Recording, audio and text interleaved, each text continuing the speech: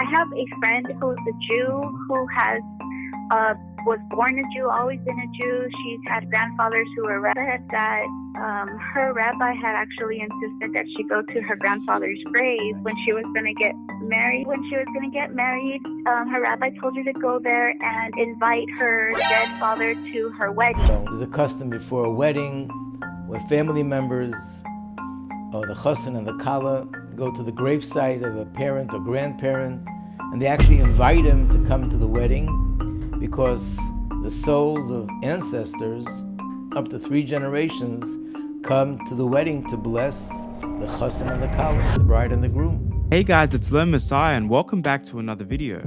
Today we'll be continuing our series responding to Orthodox Judaism. More specifically, this will be part 2 of my response to the Orthodox claim that the doctrine of mediation can't be found in the Hebrew scriptures.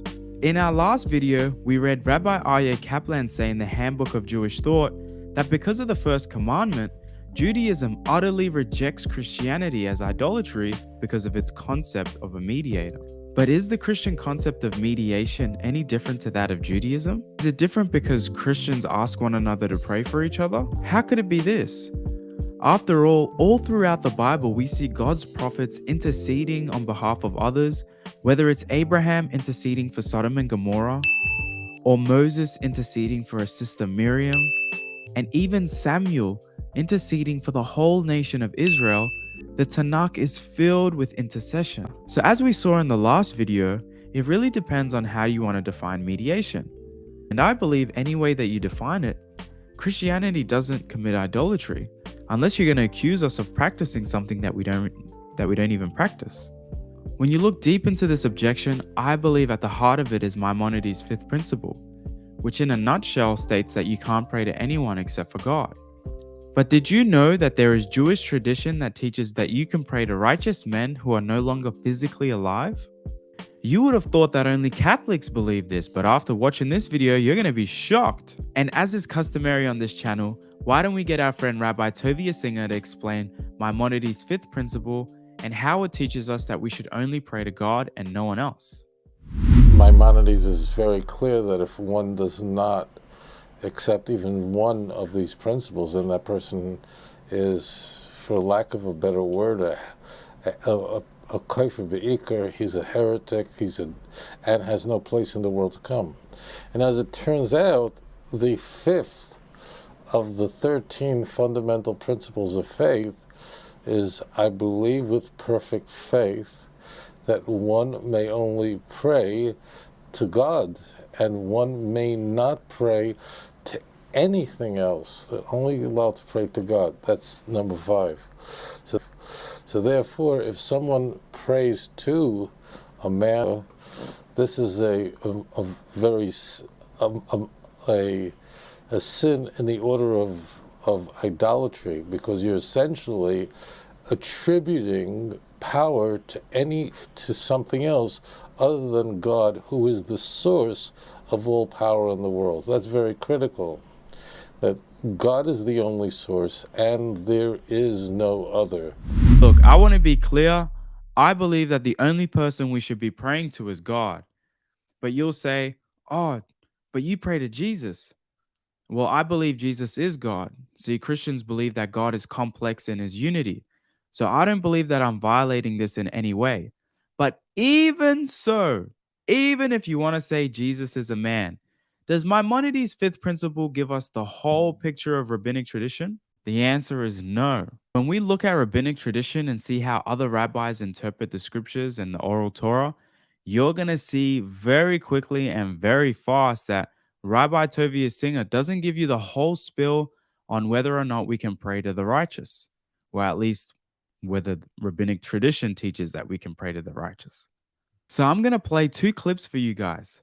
One is going to be a Q&A where Rabbi Singer answers the question of a Gentile woman who comes and asks him about whether or not we can pray to the righteous, because she's distressed as her friend's been inviting her dead father to come to all sorts of places like her wedding. And then we're going to hear from another rabbi who actually says going to the graveside of the dead and inviting them to things like weddings is actually customary. It's a common practice in Judaism. I have a friend who's a Jew who has was born a Jew, always been a Jew. She's had grandfathers who were rabbis. She's Orthodox. But she brought up something interesting to me the other day. She mentioned that her dog sometimes barks at her dad's spirit. Her dad had passed away. I asked her what she felt about this, and she said that her rabbi had actually insisted that she go to her grandfather's grave when she was going to get married. When she was going to get married, her rabbi told her to go there and invite her dead father to her wedding. She also said that she, in her congregation, they encouraged them to go to the graves of dead rabbis to pray for them. And so I thought this was very Christian. The question is about going to the graves of tzaddikim, of righteous people, and praying there. There are many people who make a terrible mistake and misunderstand that to mean that we are praying to the dead person. That would be a very, very serious sin. She told me that as a real Jew, you do not quote scripture, and you do not go to Torah or TeNaCh for the basis of how you live. What you do is you listen to your rabbi and follow the oral law. And according to her rabbi, it is correct for her to believe that her father visits her. It is correct for her to pray to her father for blessings. It's very clear we are not permitted to pray to anyone else. That's one of the 13 fundamental principles of faith. It is forbidden to pray, and that's article number 5, the 5th article of faith of Judaism. It's fundamental. We can pray to nothing else but to God. We do not go to the dead and ask them to talk to God. We are not allowed to have an intermediary. We may not pray to anything but the God of Israel. Tovia Singer explains that it is in Jewish tradition to visit the graves of the dead and pray there. However, people make a grave mistake and they have this crazy misunderstanding. They think that they're praying to the dead or praying to the person in the grave. But guess what? As always, we do our homework. We're not just going to believe everything Rabbi Singer says, because according to Jewish tradition, actually, you can pray to the dead and do many things like inviting them to your wedding or asking them to bless you and intercede for you. And don't just take my word for it. Let's hear from Rabbi Shloma Majeski. One of the most fundamental principles of belief in Judaism is the eternity of the soul. After a person passes away, the soul is alive and well. And the soul is in heaven, in the spiritual realm. There's a custom before a wedding where family members, or the chassan and the kala, go to the gravesite of a parent or grandparent, and they actually invite him to come to the wedding because the souls of ancestors, up to 3 generations, come to the wedding to bless the chassan and the kala, the bride and the groom. Yeah, so maybe things aren't so simple. The very thing that Rabbi Shloma Majeski says is a common practice, that being inviting your parents or grandparents to your wedding, is the very thing Rabbi Tovia Singer says is forbidden in Judaism. How could it be forbidden in Judaism and yet be a custom, a common practice? Something isn't adding up. But either way, even if you think I am taking this out of context, then let's read this article that will put the icing on the cake. This article was produced by Rabbi Tzvi Freeman. Man, I apologize. I don't know how to pronounce his name, but we digress. And I also encourage everyone to read the entire article. We don't have enough time to. We'll only read highlights here and there. But I encourage everyone to read the entire article so you can get a better understanding of what he's saying and even see some of the responses that people were saying. They're interpreting it the same way that I did, because I know some of you guys are just going to say that I'm misinterpreting it. So read it for yourself. As always, make sure to check your sources for yourself. Yeah, so for those who want to find it, this article is called, "Is It Okay to Ask a Deceased Tzaddik to Pray on My Behalf?" written by Tzvi Freeman. Let's get right into it. I was always under the impression that Judaism firmly believed that there are no intermediaries between man and God, and to pray to the deceased is blasphemous and outlawed by the Bible. If so, why is it permissible to ask the Rebbe to intercede on one's behalf at the Ohel?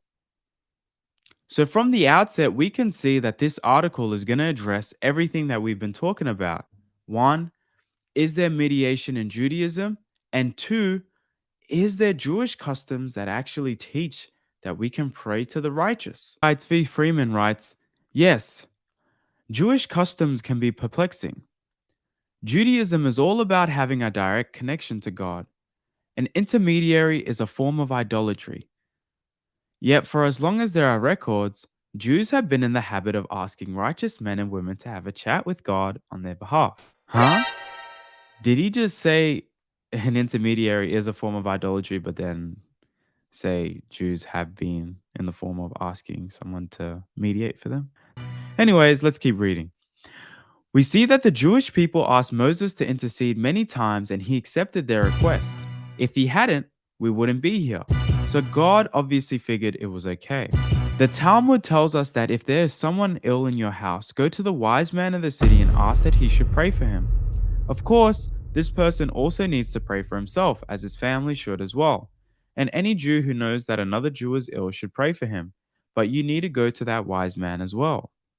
There you go. It's even in the Talmud. Clearly, praying for another person or asking someone to pray for you isn't something that's unique to Christianity. You see, it's even practiced in Judaism. It's even in the Talmud. So clearly, Judaism doesn't forbid that type of mediation, right? So what type does it forbid exactly? So Rabbi Tzvi Freeman continues, the same with visiting graves. On the one hand, as you pointed out, the Torah tells us not to beseech the dead. It's listed along with other abominations practiced by the people that lived in Canaan before we came there. And yet, we have an ancient and popular custom to visit the graves of righteous people and pray there. The Talmud also states that it is customary to visit a cemetery on a fast day. Why? Typical of the Talmud, two opinions are provided. Two opinions, not just one opinion. I remember a certain rabbi saying, Jews aren't concerned with opinions. We don't care about opinions. We care about God's opinion. What's God's opinion? The issue is this. Of course we have opinions. Everybody has an opinion. But we Jews are not interested in opinion. My opinion does not matter. But interesting that Rabbi Tzvi Freeman says typical of the Talmud. So this actually happens quite often. And anything that involves Jewish people, two opinions are provided. So why would Rabbi Tovia Singer say Jews aren't interested in opinions? Anyways, we digress. Some say this is simply to remind those who are fasting of their own mortality. A graveyard can be a magically effective cold bucket of inspiration when you're feeling smug and self-assured. But others say that this is in order to connect to ask the souls of the righteous who are buried there, that they intercede on our behalf. In fact, the Zohar states that if it were not for the intercession of those souls who reside in the afterworld, our world would not endure for a moment. So why is this not called beseeching the dead? And why doesn't asking any tzaddik, living or dead, to intercede on our behalf constitute making an intermediate between ourselves and God? Here we go. This very question was raised by a 19th century foremost authority on Jewish law, Rabbi Moshe Schick, a student of the Chatam Sofer. I hope I pronounced that right, but I highly doubt it, so I apologize. He explains as follows, and guys, get this because this is going to blow your mind, and I'm sure you're already reading it. A Jew is not permitted an intermediary. There must be nothing between the Jew and God. Nevertheless, as previously established, it is permissible for a Jew to ask another Jew to be an intermediary between him and God. Let me read that one more time for you, just so you can understand what's going on. A Jew is not permitted an intermediary. There must be nothing between the Jew and God. Nevertheless, it is permissible for a Jew to ask another Jew to be an intermediary between him and God. Bruh. Rabbi Schick explains this apparent anomaly in the name of his teacher, the Khatam Sofer. When one Jew approaches another and tells of the pain he is suffering, the other Jew feels it just as he does. Now they are both in need in prayer. The Jew does not feel he is praying for another, he is praying for himself. In other words, all Jews can be considered as one body. If the toe is hurting, it needs the head and the heart to help it. So too, if I am in need, I can call upon all other Jews, and especially those who are head and the heart of our people, to pray for me as well. Because if one Jew is hurting, we are all hurting. You know, even if I agreed with this, even if I agreed with his logic, how would Christians be committing adultery? Because Jesus was actually Jewish. So if we ask Jesus to pray for us, maybe you can say, because I'm a Gentile, it's not the same. But if a Jew would have prayed to Jesus, then maybe it wouldn't be idolatry, right? Rabbi Schick then extends this to the deceased as well. According to the Talmud and the Zohar, those righteous souls who are passed on from this world are still very much in touch with their students and family and care for them and their problems. We petition them to pray on our behalf, and they do, and often their prayers are more effective than our own. If their prayers are more effective than your prayers, what's going on? Isn't that like some sort of mediation going on? They have better access to God than you do, so you approach God through them or something like that. But Christians are the idolaters? Let's read some highlights from the comment section. I can't believe the words I am reading. The Torah explains it over and over again. You shall not have any image or given stones. And you are referring to the Zohar and the Talmud, not the Torah, which never states to refer to the oral word / Talmud, which rabbis made. Uh-oh, someone doesn't know that the oral Torah came from Mount Sinai. Hear this response, and this guy was not having any of it. Look at what he has to say. There is no human being alive or dead to whom I would say, here's a message from me to God. Would you give it to him? I'm sure God will listen to you more than me. I wouldn't ask Moses. I wouldn't ask the high priest. I wouldn't ask Maimonides. If my father Abraham was sitting right next to me and personally offered to pray on my behalf, I would have to refuse such help. I can pray with him, but under no circumstances can I allow him to intercede between God and me, even if such an intercession would benefit me. You see, I jealously guard my personal intimacy with the Almighty, even if the result should prove detrimental. Ironically, a tzaddik is my most feared rival, as he's the most handsome man in town, so to speak. I could not bear that the Lord would find his words more pleasing than my own. I think this guy is a bit extreme. Like, how can you say you wouldn't even ask Moses to intercede for you when God commended the Israelites for allowing Moses to intercede for him? Read what this guy said. He says, I believe as long as Jews pray to the deceased to intercede with God on our behalf, it becomes idolatrous no matter what any rabbi says. We are in exile for things like this. Fundamentalist Christians believe Yoshka is their mediator between God and man. Catholics pray to their saints to intercede for them with God. Cut it or slice it any way or rationalize it, stating we are not asking them to appear before us won't change it. And then someone says, you are incorrect that Catholics pray to saints. We ask saints to intercede for us, just as this article describes. God bless the Jewish nation. What's a Catholic doing on here, man? These guys are everywhere. When rabbis say, oh, Christianity is idolatry because it teaches the doctrine of mediation, you really have to stop and pause and wonder, what could they possibly mean?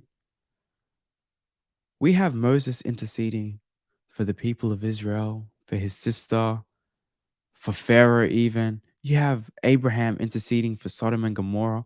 All throughout the scriptures, we see intercession after intercession after intercession after intercession. You start to wonder, what do these people really mean? And then they finally say, oh, it's because you Christians believe that we can pray to a man. You Christians. And then what do we find out? We find out it's actually common practice for Jewish people to visit graveyards and ask the righteous to intercede on their behalf. So my question is to you, how can you say it's a sin for Jesus to be our intermediary, but it's not a sin for Moses or the righteous, the tzaddikim, to be our intermediary? But as I said at the start of this video, I think really what's going on is this picture that there's a block between us and God. So the question is, does Christianity teach that we could never have access to God unless we have a go-between acting on our behalf? Is this true? And as I already stated, the answer is a resounding no. In that sense, of course we don't need a mediator, a middleman, go-between, or whatever word or phrase that you would like to use. However, as anyone can recognize or realize, we see mediation all throughout the scriptures.